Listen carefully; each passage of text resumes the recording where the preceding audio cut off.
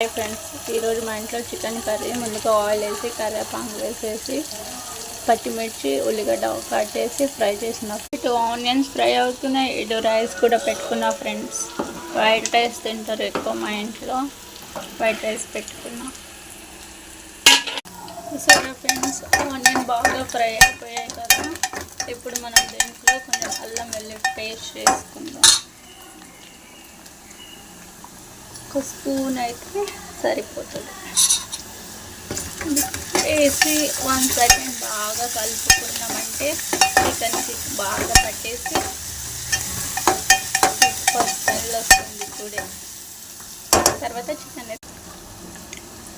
ఇప్పుడు చికెన్ వేసుకొని 1 సెకండ్ అట్లనే పెట్టేసామంటే అల్లం పేస్ట్ చేసాం కదా, బాగా కలుపు.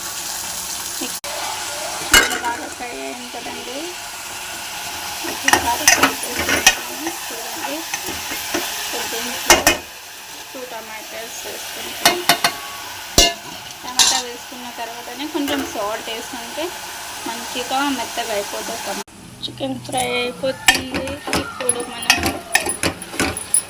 సాల్ట్ వేసుకున్నాం కదా, ఇంకా కొంచెం సాల్ట్ వేసుకుంటే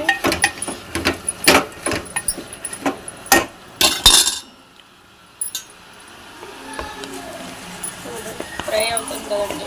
దాంట్లో మనం చిటికెడంత పసుపు, అంటే 1/2 స్పూన్ పసుపు వేసి 1 సెకండ్ కలుపుకోవాలి.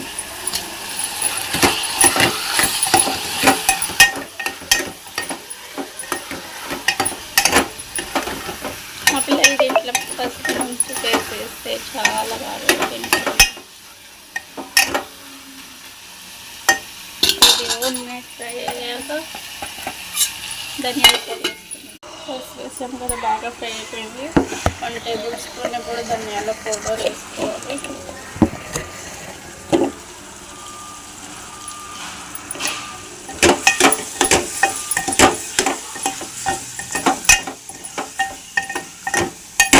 ధనియాల పౌడర్ వేసుకున్న తర్వాత 2 టేబుల్ స్పూన్స్ కారం అండి.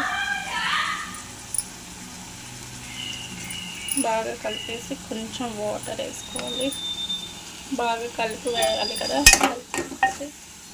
ఫ్రెండ్స్, చికెన్ కర్రీ అంతా దగ్గర పడింది కదా. ఇప్పుడు మసాలాస్ అన్నీ కలిపేసి వేసేస్తాను. ఫ్రెండ్స్, అలాగే నేను చపాతీ కూడా తయారు చేసేస్తాను. చపాతీలు కూడా ఫ్రెండ్స్ చెప్పినట్టు వైట్ రైస్ రెడీ. అలాగే చికెన్ కర్రీ. చాలామంది మా